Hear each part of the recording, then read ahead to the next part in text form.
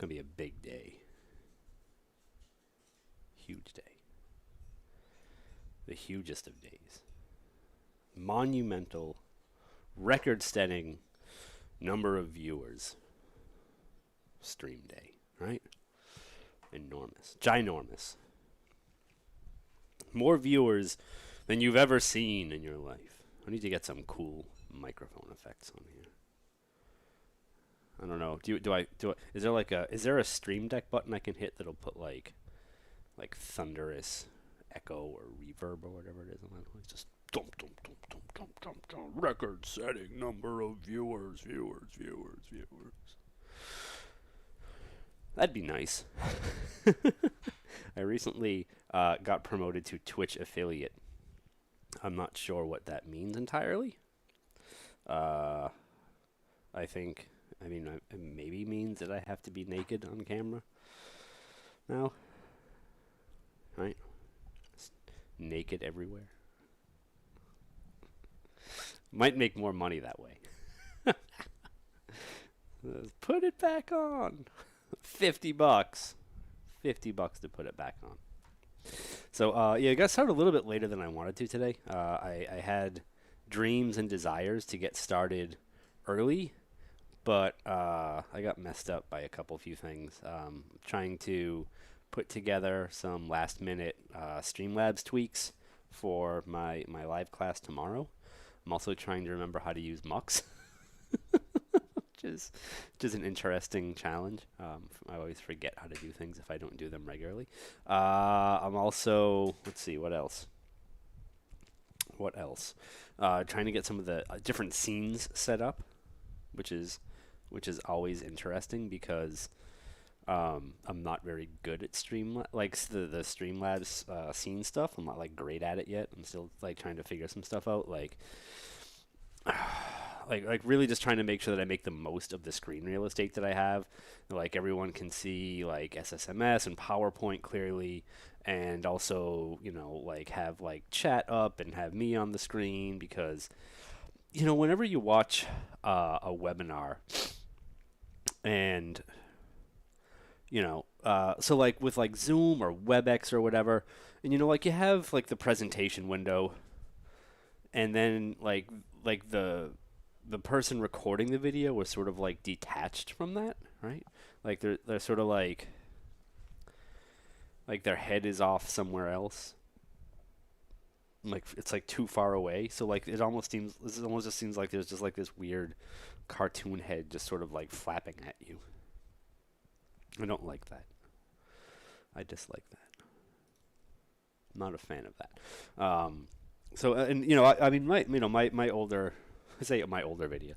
A lot of my older videos, they sort of had I try to keep myself pretty well in the frame for those. I'm not just floating off somewhere else. I'm this detached head, just hey, how's it going?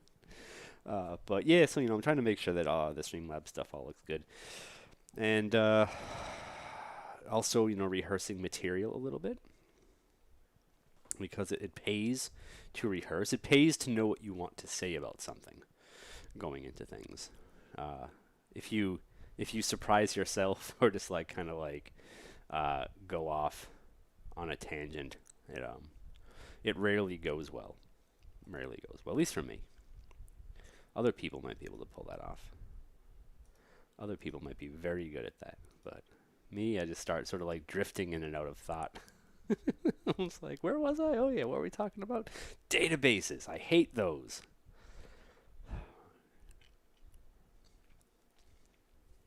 Telling you. This whole pandemic thing really makes me want to open a liquor store.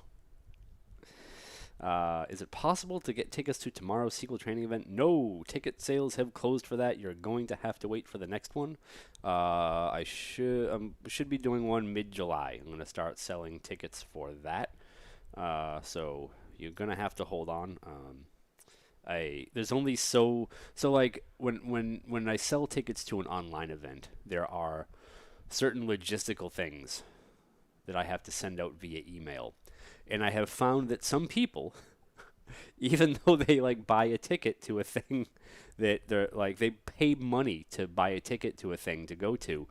I will get emails from them 2 or 3 days afterwards saying like just checked it, everything's cool or something.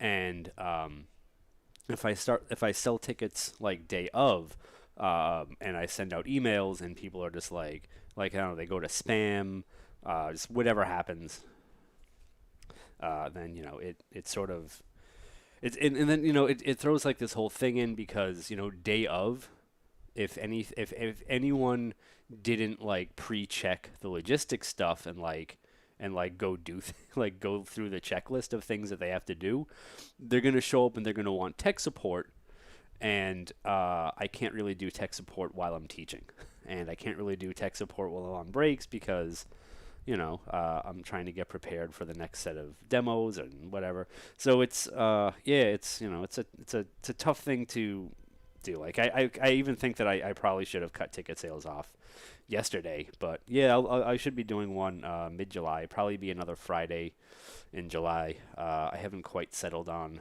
a date for that yet.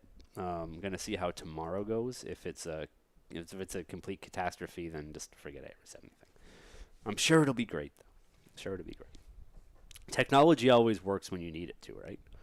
Technology is just flawless. Whenever you need technology to work, it is there for you. It has your back. It is rock solid. Just take SQL Server, for instance. Right? Yeah. Good old SQL Server. Good old SQL Server. All right, so today we're going to be talking about table variables. We're going to be talking sort of about what's wrong with them, what's wrong with table variables. We're going to talk about what can go wrong with queries that use table variables, and we're also going to look at how SQL Server 2019 treats table variables a little bit differently than previous versions, and why it's still not all that helpful. Wes says that he loves table variables and there's nothing wrong with them. Wes, if I was on your back, you would be crushed. You would be smithereens, whatever a smithereen actually is. You would be millions of them, or just one big flat smithereen. This is why I need an assistant. I need someone to be like, go look up smithereen while I'm talking. That would be nice. Someday I'll have an assistant, and that will be grand. That will be absolutely grand. All right. It's nice watching the Slack channel for tomorrow's live class, because people are just like slowly streaming in, sort of saying hi, getting excited, getting all riled up. Full day of teaching. It's been a long time since I did an online class like this. I really like the in-person classes because I like, hanging out, like playing off people in the audience. It's a little bit harder online because like people have to type and I have to talk, and there's sort of like a weird, like, I don't know, that's like sort of a weird dynamic, but there's not really a great way to have like let people like stop and ask questions or whatever with these things yet. Like raise hand, say yes, go on, and then like they magically come to life and are able to talk. Drinking after class just isn't the same for online classes. It is for me. You know why? Because I go get drunk alone. So it is just like that for me. It is actually the exact same thing for me.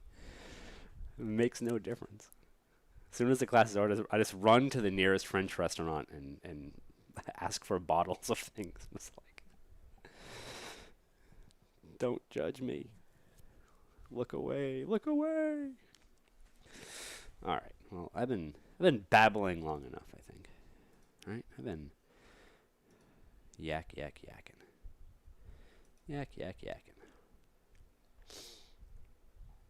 So let's talk about these table variables. Well, all you nice folks out there show up and say hi to me. Stuff like that. So table variables really are tables. right? But it's temporary, of the temporary variety. They're not for real. They're not forever tables. Hello, Khalil. I'll be seeing you tomorrow. Yes, they are terrible. They are terrible tables. They are awful tables. So let's run through this, and we're on SQL Server 2019. If we scroll in way down the bottom over here, we can see that we are on SQL Server 2019. Actually, we need to check something on Stream. Oh wow, that's such a relief. That is such a relief that I can see that on Streamlabs when I zoom in. Because if I couldn't, we'd be in trouble, wouldn't we? If like my floating head was in the way, like if I wanted to show you how long it took to create an index, we'd be in trouble, right? Like that over there isn't showing up so well. I have to move to the side a little bit. Whoop, whoop, whoop. Yes, RTM. You know why it's RTM? Do you want to guess why it's RTM, Mike? I will give you 3 guesses.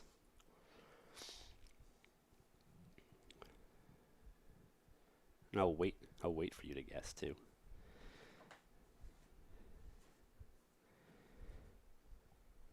Best guess. Best guess wins a prize.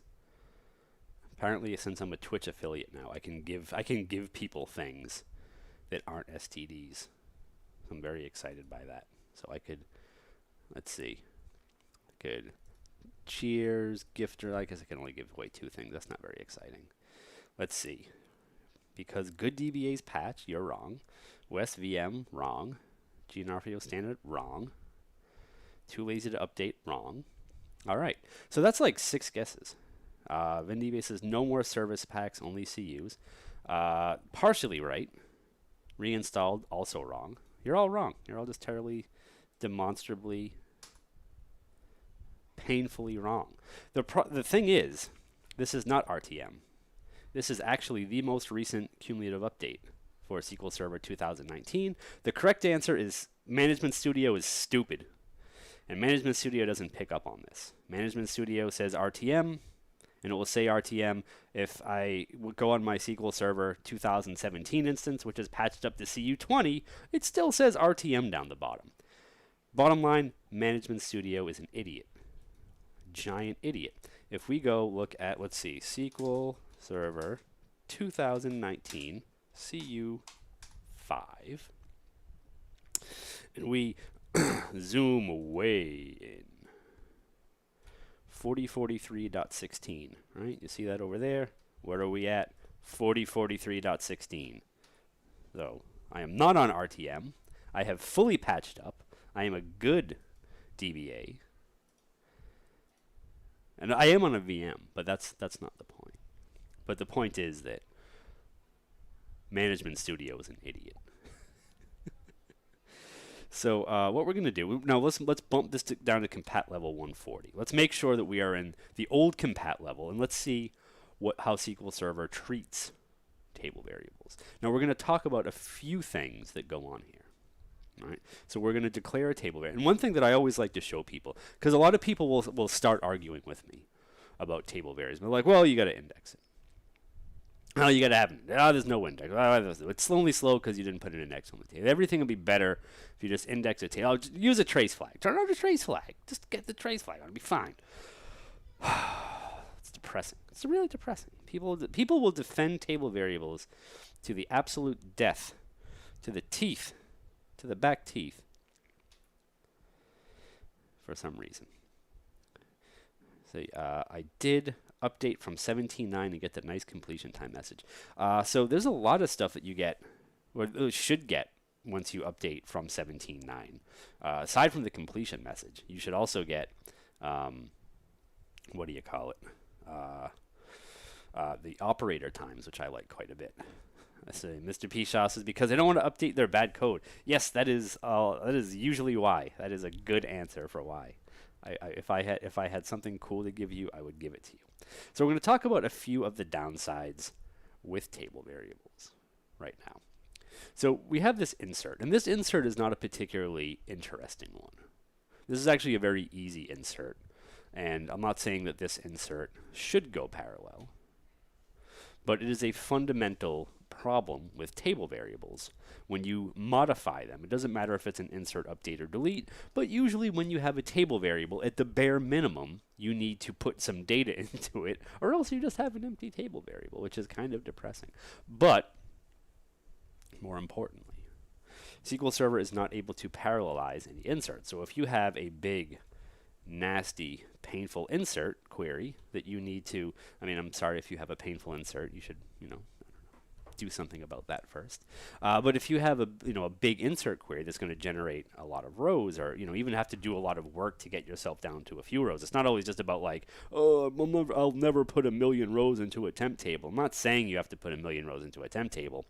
I'm saying you might have a query that has to process 1,000,000 rows to get down to like that magical 100 rows that everyone thinks is just like the safest thing, like a safe number to put in a table variable. Like if you have a big honking query that gets that data in, that query is going to be forced to go serial. There's no parallelism allowed for that. Now, a couple things about these table variables. It doesn't matter what we do here. We always get this one row guess. Right? So no matter what we do, we get a single row guess. Sadness. Sadness ensues. Doesn't matter that we just put these rows in. SQL Server forgets instantly how many rows went into that table variable, and we only get the one row out. Now, I have used a couple trace flags here. Trace flag 3604 will print certain things out to the messages tab, and trace flag 2363 will look at cardinality estimation for things. And if we go over to the messages tab, we will get just a whole bunch of bad guesses. Result of computation 1, it doesn't matter what happens. We have no statistics. We have no column level statistics, even though we have an index on this thing. We have a clustered index on this table, on the one column in the table, and we just put data into that column. We have queries that have a where clause on that column, right? So like let's quote this one out even. Let's just go straight to that second one, right? And look what happens. SQL Server still just guesses one row. And if we go look at the messages tab, we will have this funny message over here. What does that say? What is this? Black box. SQL Server's like, I don't know. I don't know what's in there. Could be anything. Your guess is as good as mine. What is it? I don't know. All we know is that we do not have any statistics, but we do have one guesses. One guess. No statistics and one guess. Isn't that just the darndest thing in the world? Right? If we go through all of this phenomenally difficult to understand output, we will get one row guesses across the entire thing. So that's a downer, right? That's no good. Why would you do that? Well, let's look at what happens with SQL Server 2019. Okay, let's flip this into compat level 150, and let's bring our friend here into play. Right? Let's declare a table variable and then run those queries over again. We're going to get the exact same results back because I didn't change anything. But if we go look at the execution plans now SQL Server is like, that many rows. But we're not going to be too smart with where clauses. So what SQL Server 2019 changes with table variables is it will defer cardinality. So did it treat it like a temp table? No, not exactly. Temp tables still have some upper hands over table variables, and I'll talk about those. But what I want to talk about right now is just sort of specifically what happened with the with table variables in 2019.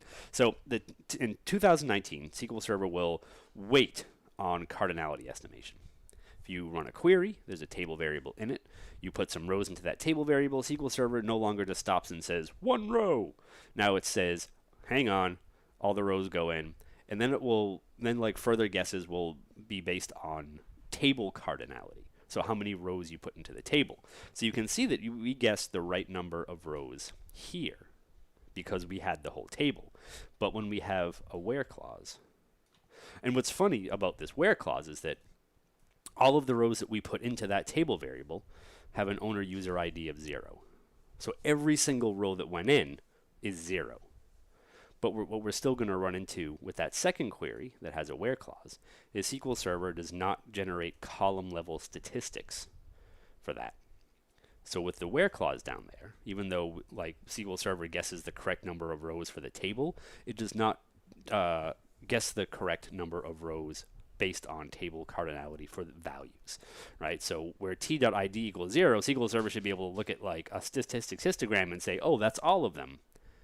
But that doesn't happen with table variables. Rather, we get stuck.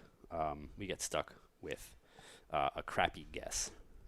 And if we go over to the messages tab, we will still have the black box.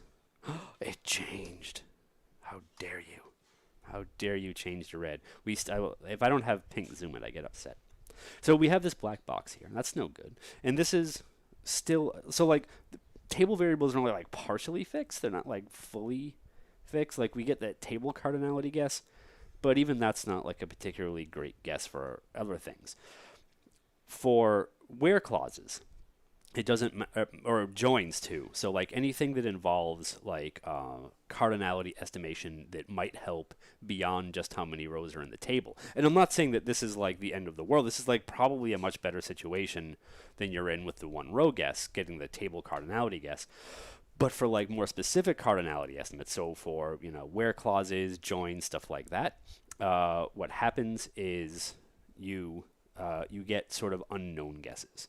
These unknown guesses are not estimates. When you're talking about SQL query optimization and you start talking about cardinality, you have two different things that the optimizer can do. It can use some fancy math and it can make an estimate, or it can step away from the fancy math and just use a guess. Gianarfio says VTE may be better. I think you mean CTE, and no, CTEs do not materialize anything. You should read today's blog post, perhaps. I'm looking at you. So this does not. Well, it's only like partially fixes table variables, really. So this is not a good time for us. All right, so let's close out of this one. Let's look at something a little bit more interesting with these table variables in SQL Server 2019. Because what really happened with them, what really happened with table variables in SQL Server 2019 is that Microsoft sort of turned them into parameters in a way. And I don't mean like a table valued parameter. I mean SQL Server will now sniff them just like with a parameter. So if you have a stored procedure, or if you have, any other sort of, any code that, is parameterized and reusable as a query plan, SQL Server is going to do something kind of crappy. Right? Kind of crappy. So let's go ahead and demonstrate with this procedure. We're going to create a table called votes. It is going to have a clustered index on it because I don't want anyone to think that I am like just intentionally messing with him about this. Mike says CTEs are magic that make queries fast. A developer told me. Yes, you should kill that developer. You should kill him dead. Don't tell him I said that though. I don't want to get into a whole Charles Manson thing. So I'm going to do something kind of tricky inside of this stored procedure. When I do this insert into votes, I'm going to use dynamic SQL here, and I'm going to show you. I'll show you why I use dynamic SQL here when we look at the execution plan. Don't get too distracted by this. This is just me playing a cool trick. What we're going to do outside of that table variable insert is we're going to select the top 1,000 rows from our table variable, and we're going to do some left joins off to some other tables.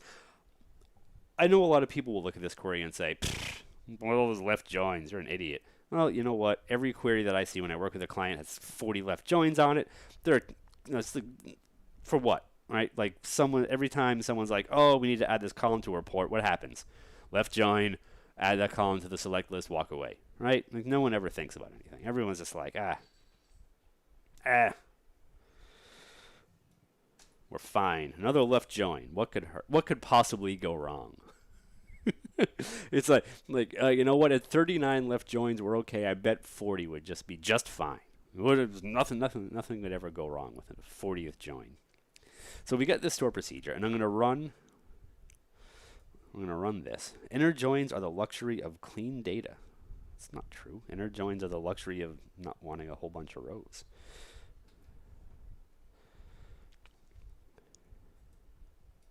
And oh, you know what? I gotta turn on query plans for that. Ha ha ha ha ha. Funny, funny me. All right. So what happens up here that I told you wouldn't happen when we need to put data into a table variable? We have a parallel plan. Right? All of this stuff goes parallel. And then down here, right, we have this sort of funny looking insert. Parameter table scan. So if I just had this as a select query, right? If I just said insert select, and I didn't have this dynamic SQL bit, I didn't say exec sp execute SQL and do all this stuff, what would happen is that query would not be allowed to go parallel. But since I put this in dynamic SQL, this gives it a separate execution context. That means all of this query runs completely separate from anything else going on. So when I do that insert, when I say insert exec, we get a parallel plan for the select query, and then we just get this kind of funny looking insert into the table variable itself, which is pretty cool, right? There's all sorts of just funny tricks you can play on SQL Server. But that's not really the big point here. The big point here is that when we look at the query plan for the select from the table variable, if we look at this over here, we can see that SQL Server has guessed 16,000 rows, which is correct. That is a good guess, right? If we look at how many rows went into that table variable, well, we got 16,041. Good for us. We nailed it. We had that perfect. So this is great. But what happens if we bump that date range up? So this has a start date of 2013-01-01. So does this. This has an end date of 2013-01-07. So that's like a week of data. And this one has an end date of 2013-06-01. So this is 6 months of data. Now, when we run this, we are going to end up with many more rows in that table variable. But SQL Server is going to hang on to that guess from the first execution, right? So SQL Server, actually, we actually change this part, right? So this query that generates the rows, get out of here, tooltip, that generates the rows for the insert, this still goes parallel. And the plan for this changes because SQL Server is like, whoa, that's going to be some weird rows. But this over here, this changes. Well, this doesn't change, but this changes, right? The number of rows that went in change. It was 16,041 before. Now it's 509,000. But SQL Server retains that guess over here, right? So if we go look at the votes table variable, we have retained the 16,041 row guess from the first execution. We have not updated that at all. So table variables really have turned into parameters in SQL Server 2019. They're another thing that can get sniffed. And now look, I understand Microsoft's choice here. I get it. I understand that having one row guesses in today's data world, or like the world of modern data, is terrible. Right? If you want crappy one row guesses, you can throw like top one or fast one hints on your queries or whatever. Like, there are ways to get reduced cardinality guesses. But I'm just not sure that they nailed it with doing table variables like this. Because look, if you're gonna stop, right? If you're gonna say stop everything, we're gonna make a guess. You might as well refresh that guess, right? Might as well. Is there a good use of table variables? Yes, when performance doesn't matter. If performance doesn't matter and plan shape is of no consequence, then table variables can be a good thing. If you have very, very high frequency execution of queries where the query plan does not matter, table variables can actually edge things out a little bit better. So let me actually go grab a video, because I think I have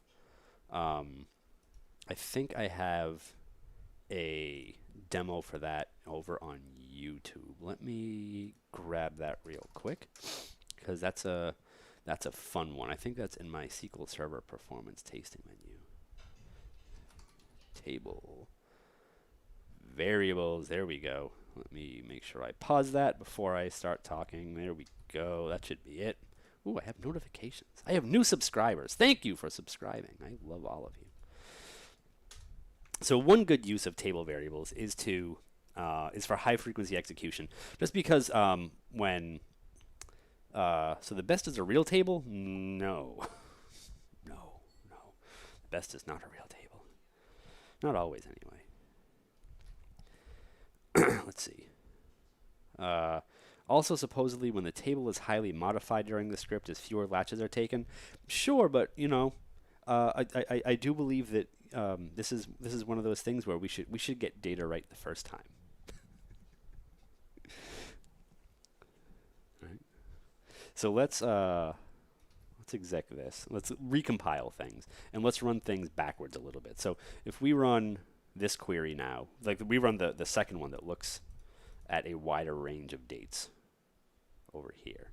So we're gonna go back and look and see what happens. And now when we get a good guess from votes for that number of rows, right? When we get the 509,000 guesses, because we recompiled everything, we said, you know what, SQL Server, start fresh. What we get is a plan that's, I think, better suited to the 509,000 rows, and that plan translates pretty well to the query that only has 16,000 rows. So parameters are just, or rather table variables are just yet another parameter that gets sniffed in SQL Server 2019. They're partially fixed. They still have some problems though.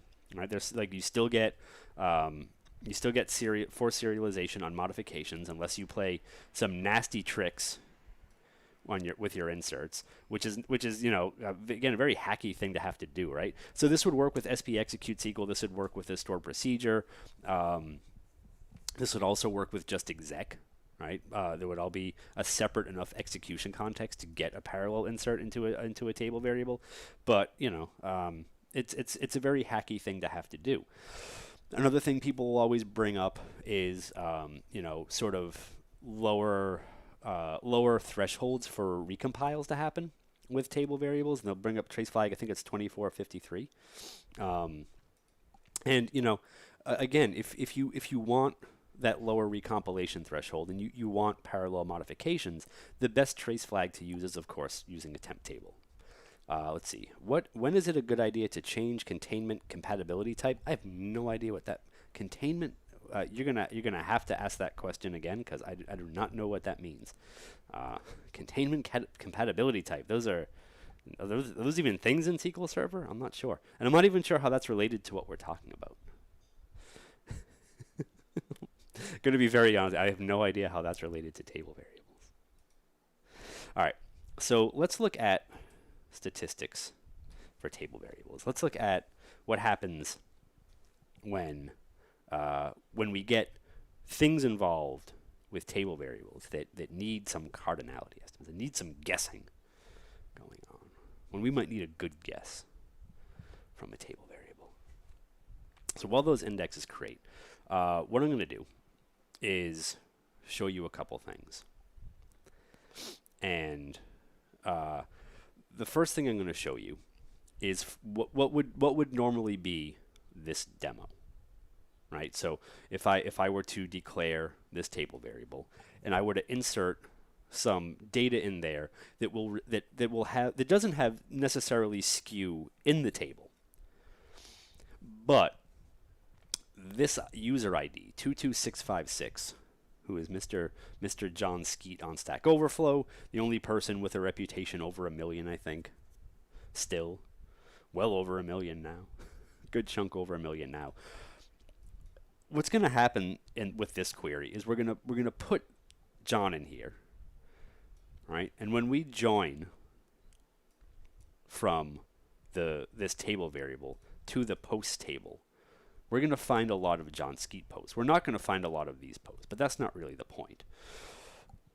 The point is that for this whole thing, I'm going to show you an estimated plan for this real quick. The point for this whole thing is that when we join from the table variable off to the other thing, SQL Server is going to choose kind of a weird plan. And it's going to choose kind of a weird plan because because when we do the cardinality estimation for the join, all SQL Server is going to use is the 1001 number. So that's the number of rows that went into this table variable. We have one row for 22656, and then 1,000 rows who are just other users in the table. And when we do the cardinality estimation for this, things are going to go spectacularly wrong. Not here. This is an insert. This insert goes just fine. We don't have any problem with this insert. What we have a problem with is the query that does that count, right? So this is our count query that would happen right after that insert.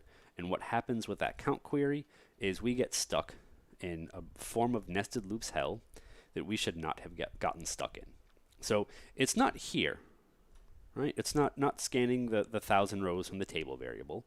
It's not aggregating the 1,000 rows from the table variable, and it's certainly not doing a nested loops join back to the post table. Where we get screwed is on the comments table. 2 minutes and 41 seconds of index seeks. This whole plan ends up running for about 5 minutes and 12 seconds total, just to return a count. Join there. Now, we got the 1001 row guess, but that's the end of the guess. For the rest of the join, SQL Server isn't paying any attention to what values might be in that column in the table variable.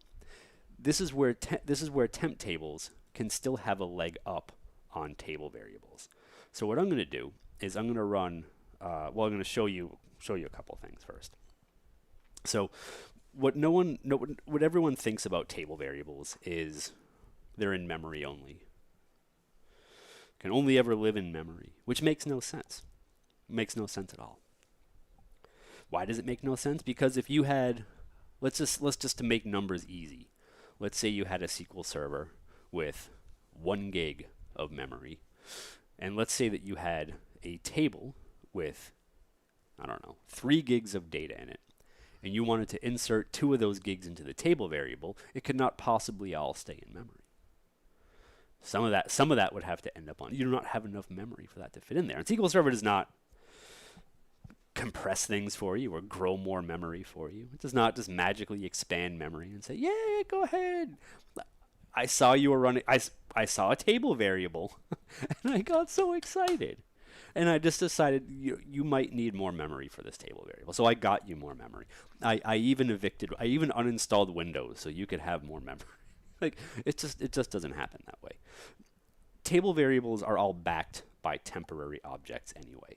So let's just run a simple query and look at what we get back. Over in the messages tab, we're going to see a reference to this twice. We're going to see a reference to this object right here, which is going to be the temporary object that backs our table variable. We're going to see it twice. We're going to see it once when we insert data into it, and we're going to see it once when we select a count from that table variable. So table variables are all just backed by temporary objects magically anyway. If I run this again, we will get, I believe we'll get a different little pound sign weird sort of hashy name for this thing. Could run this thing again, and I think we'll just even get a different one. Yeah, now it starts with an A. So we know every time we run this, we just create a different temporary object to back our table variable. Right? So that's the way that works. Temp tables don't have that same issue as table variables. So what I'm going to do is just clear out the proc cache to make sure that no one thinks that anything is being sniffed or snuffed or woofed or anything. And what we're going to do is run this. We're going to run that same query. And we're going to look at statistics. So I got to turn execution plans back on. That was very silly of me. Let me, That's why I have that in there, because I always forget. I'm a terrible presenter. You should all make me do 1,000 push-ups. So if we look at the execution plan for the count query now, it looks a little bit different than it did when we ran this with the table variable. Now SQL Server still guesses that we're going to get we still get 1,001 row guess, because that's how many rows are in the temp table. But now we start getting better guesses from the joins, right? So now when we go down here, we start getting better guesses. When we go to the comments table, we start getting better guesses about how many might come out of there. And so we end up with a plan that finishes instantly rather than in 5 minutes, right? See, like over here, we have a guess of 378, but we ended up with 35,000.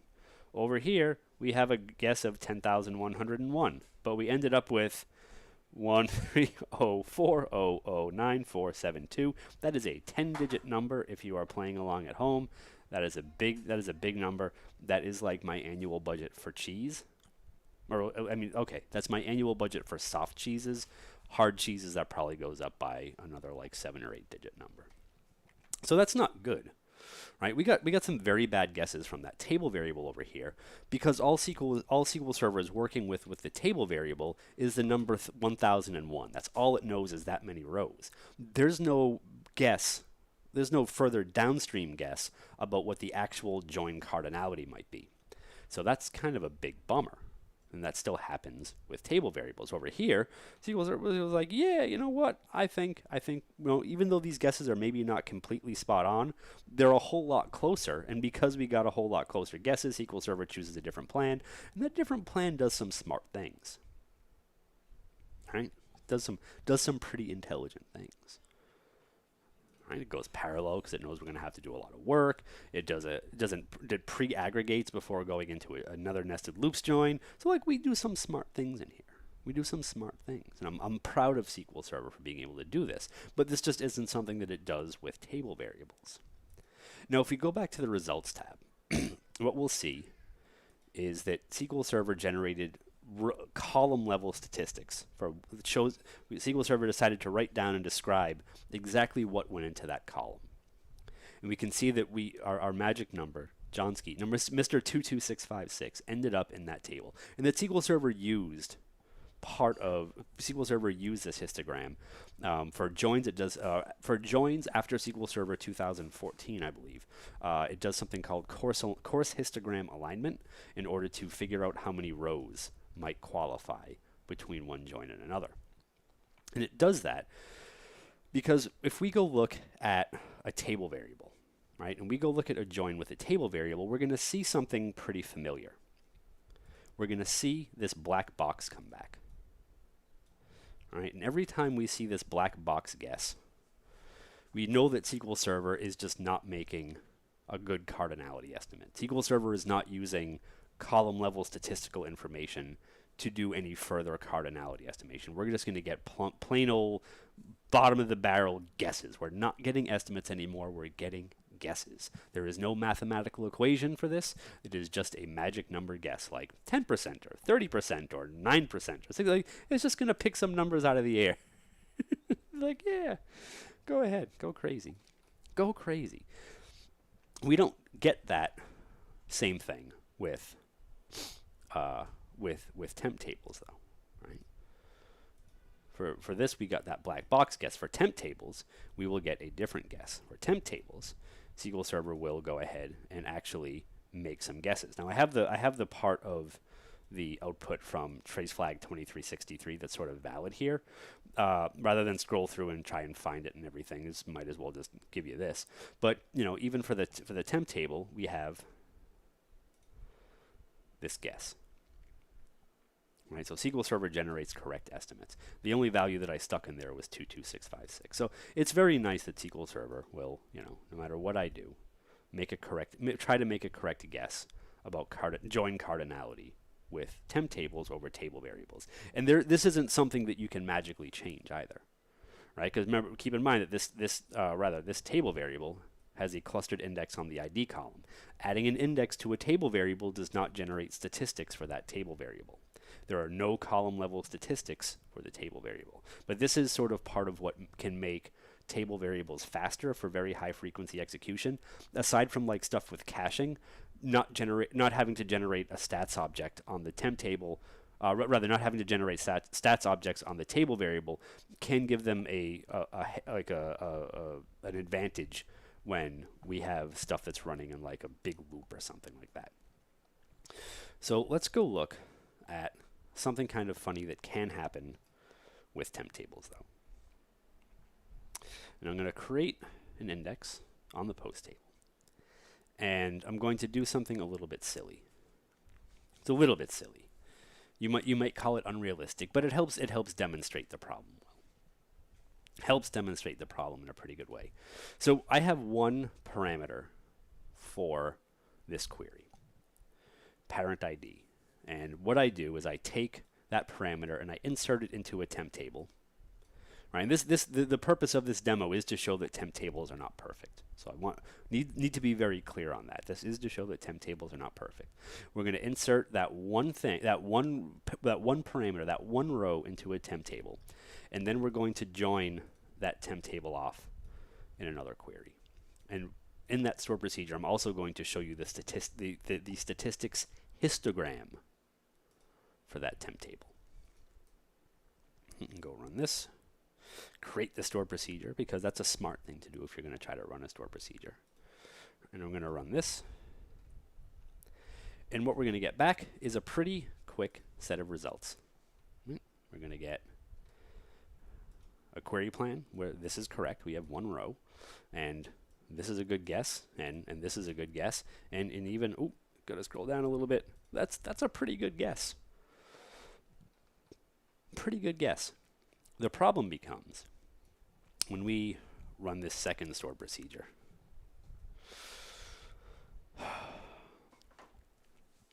Because the second stored procedure is going to use, wait for it, it's going to use a cached histogram. A cached histogram. It's going to use a cached histogram for that temp table for this query. Cached. It's going to reuse it. It's almost like parameter sniffing. Gawabunga says, is this the best streamer of the whole Twitch plan? I hope so, because if not, I'm going to have to start showing you my boobs. And, I just don't know if I'm there yet. I don't know if I know you well enough. But this takes 45 seconds. This takes 45 seconds. What happened was, even though we chose a parent ID of 0, SQL Server is going to reuse the statistics histogram object over here. Right? It's going to, we see the range high key in the stats object of 184618, which is exactly what we used the last time. And we're going to get the same execution plan that we used the last time, and we're going to maintain all those guesses too. We still have all those guesses of 518, even though those guesses are just woefully inadequate. Woefully inadequate, maybe even. Woefully? Woof, woof, woof, woof, woof. But if we recompile this. Yes. There's a Paul White blog post about everything, though, isn't there? It is not easy. You do have to recompile. You do have to update stats. It is a pain in the butt. And normally in the slides if you participate in the live class, the slides that accompany this demo will have links in them to Mr. White's wonderful blog post. But if we recompile the stored procedure, just to make sure we did that, and we rerun it with parent ID 0, we will no longer take 45 seconds to execute this thing. At least I don't think we will anyway. I forget how bad this is. But, oh yeah, okay, so 10 seconds. I'm happy with that. We took 10 seconds. I mean, maybe still not like the greatest plan in the world, right? Ooh, what happened here? Ooh, batch mode for row store kicked in, did something kind of funny. See that? So I'm gonna make one short digression here. I'm gonna make one short digression. In some batch mode plans, All right, we can see that this is SQL Server 2019, so batch mode can kick in for row store queries. Even though we don't have a column store index anywhere near us, we can still get batch mode on row store. And when we use batch mode on row store, sometimes bitmaps show up as filters. We have a filter, and it's a bitmap. Isn't that fun? Isn't that fun? See this? So this is a row mode scan of the post table. For some reason, SQL Server decided we're not going to scan you in batch mode, even though we're on SQL Server 2019, and we have other stuff in batch mode in here. We did scan a one-row temp table in batch mode. You can see that's row store storage, but we still scanned a one-row temp table in batch. We did not make the executive decision to scan the much larger post table in batch mode, though. But then we have this filter, and this filter is applying a batch mode bitmap in row mode. So it's kind of sad. Yeah, and it knew it was one row. And it knows that this is 17 million rows, and yet here we are. Yay, optimizer. You almost did it, buddy. You almost did it. You were so close. I'm like just so close. like a dog, like when you watch videos of a dog and the frisbee just keeps bouncing off its nose. It's like that's the optimizer for me. Thunk, thunk. Oh boy. And look, it even shows a batch mode scan of the users table, which is only 2.4 million rows. The 17 million row table, nah, let's leave that one alone. Let's leave that one alone. Everything else. It's amazing. It's amazing the things that happen. But but since we recompiled, right, and we got a better execution plan, albeit not a great execution, like not a perfect execution plan. A pretty good one though. But we recompiled, and now SQL Server took a different look at our temp table, and now we have the correct histogram for this one lonely row. It sucks, isn't it? It's amazing. It's amazing. It's amazing what happens. So temp tables can have sort of similar issues to table variables. But, I do find that overall, you generally do get better execution plans when you use temp tables. They are not perfect, and sometimes you have to do some work to alleviate temp table histogram caching. So, what is it? What is that? Histogram sniffing? Sniffogram? It sounds gross. But yeah, so that you can run into issues there, and it can be not so much fun when you do run into that, because it is just yet another form of parameter sniffing, isn't it? We saw it with the table variables in the store procedure in 2019, where it sniffed the number of rows, which, granted, in most cases will probably be better than the one row estimate, because that one row guess is probably always going to be malarkey. It's always going to be not good, but there you have it. So that's really the end of what I had to say about temp tables versus table variables. There's some other interesting stuff. So if you run it repeatedly, will it always use the first histogram? No. So for temp tables, there is a recompilation threshold after so many rows change. The thing is, I think it's so you know what, this is in Paul's blog post, and I'm gonna go find that real quick so I can put it into chat, because it's 500 modifications or something. So I would actually have to run that store procedure 500 times to hit a threshold where it would recompile.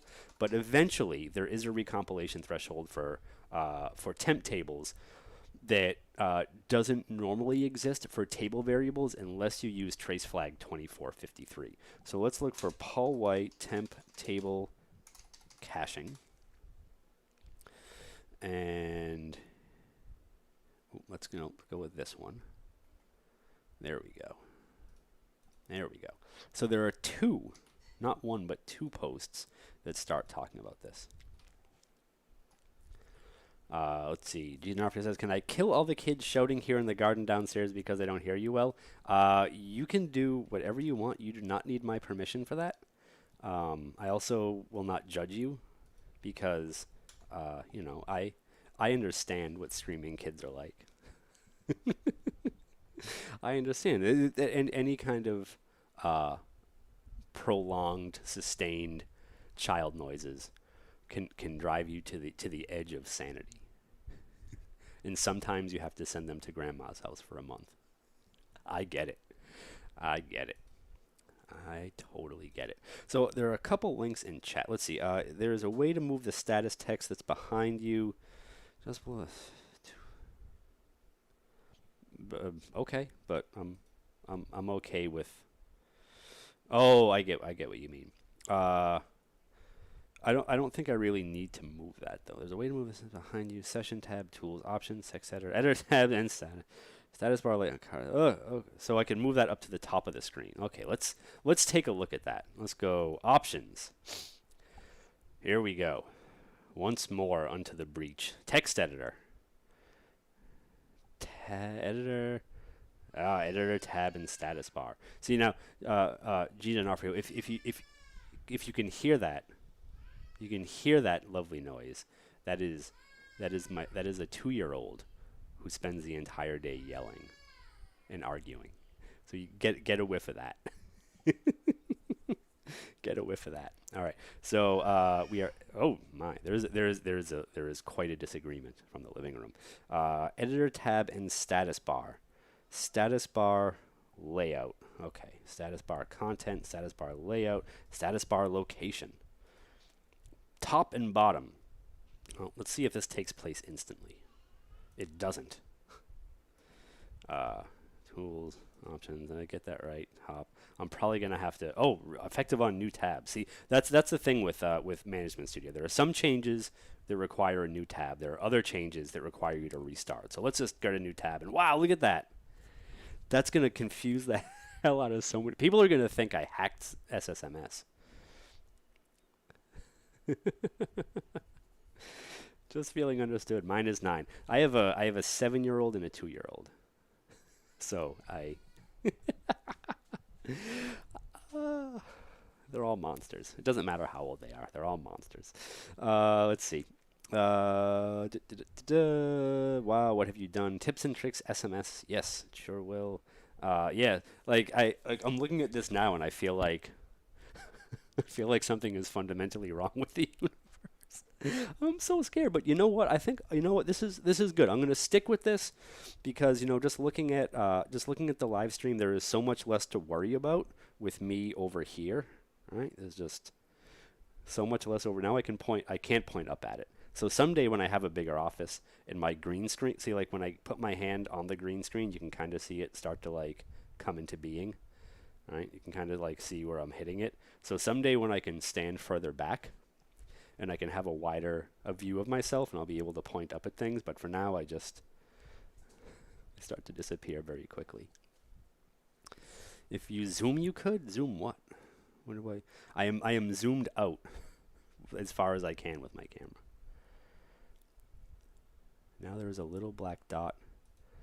Oh, you're right. I hit the green screen behind me. It's up over here, right? This thing. Yeah, you're right. That is there. Again, move that a little bit. You can't see what I'm doing. I had a lot of fun earlier. When I was setting up the green screen. I've made it worse. That's okay. I'm gonna end this soon. I'm gonna end this travesty soon. But earlier I was messing with the green screen and I was I was like setting up I had it in front of me and I was looking at it in Streamlabs and I could just like make myself disappear and like have things on me. So I'm thinking about switching to green t-shirts so that it is just sort of like my head and arms moving and then like whatever is underneath me can just be there and then I can like uncomfortably zoom in to my chest on things. We'll see what happens. We'll see how much I want to punish you. We'll see how much I need to punish people. So you try to find out what will trigger most people, the black spot or the status bar on top of SSMS. Yeah, it'll be a treat. All right, let's get that back into play. Work. There we go. I've fixed everything. It's a good time. Like I almost feel tall now. I could put this up a little bit. Ooh, there we are. There's my whole head, mostly not cut off. I hope that you still think I'm the best Twitch streamer in the entire world, despite many technical follies and apparently just changing your world. Oh man. Let's see. Probably my favorite SSMS customization is making the pin tabs go above the other tabs. I do like that one. I like, I don't do a ton of customizations, but I do like, oh, what is it? Oh yeah, so in the environment, so like pretty specifically for when I'm presenting, I will always go to the font section and make the result things bigger so that people can see them. That's one thing I always do. Another good one is, I believe it's up here. If you do present on, it adjusts fonts for code presentations. So if you go up there and do that, but I think that's already turned on for me. J. Romero says, "How is that?" I'm not sure what you're asking. How is that? So I don't know. I'm sorry. I only follow 2 streamers, but yes, you're the best. Wow, head of the class. Hopefully I can keep up that frantic pace. Hopefully, we'll see. Time will tell, right? Time will tell. I won't be on tomorrow because I'm gonna be yelling at people all day tomorrow, but we shall see. We shall see. Anyway, I'm going to get going for today because I have a whole bunch of demos that I still need to walk through and rehearse. And if I do it all now, I think people who paid for the class might be mad at me. So I'm gonna go in private and walk through and rehearse my other demos. But thanks for hanging out. Thanks for joining me. I don't know if I'm very bored this weekend, I might get up and stream something. We'll see what happens. But thanks for hanging out with me, and I will see you over on the next stream. And again, if this is the first time that you've been to one of my streams, and this is the kind of SQL Server content that you would like more of, like, subscribe, all that stuff. Follow me on Twitch, whatever it is you prefer. And I thank you again for coming to hang out, and I will see you again soon. Bye.